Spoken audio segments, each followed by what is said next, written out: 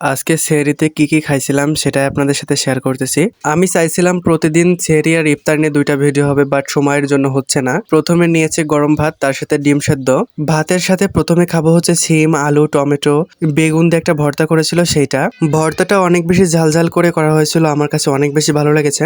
আমি যে মানুষ দুধ কলার পাগল ছিলাম, এবছর খাইতে পারতেছি না, একটু ঝাল হলে মনে হয় বেশি ভালো লাগতেছে। তো ডিম সেদ্ধ দিয়ে প্রথমে ভর্তা দিয়ে ভাত খেয়ে নিলাম। নিয়ে নিচ্ছে ঘন মসুরের ডাল, তার সাথে একটু সিম ভাজি নিব। সিমে কিন্তু প্রচুর পরিমাণে বিচি, আমাদের বাড়ির কাছে সিম। আমাদের বাড়িতে মোটামুটি কয়েক ধরনের সিম লাগানো হয়, তার ভিতরে আমার পছন্দের সিম হচ্ছে বিচিয়ালা সিম।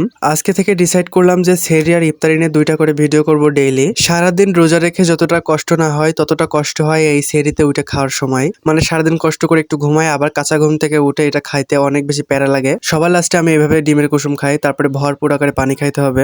রিসেন্টলি আমার অনেক বেশি ঠান্ডা লাগিছে, তো ভাবলাম একটু চাও করি। চা করতে বসেছি, মাইকে বলতেছে আর 3 থেকে 4 মিনিট সময় আছে।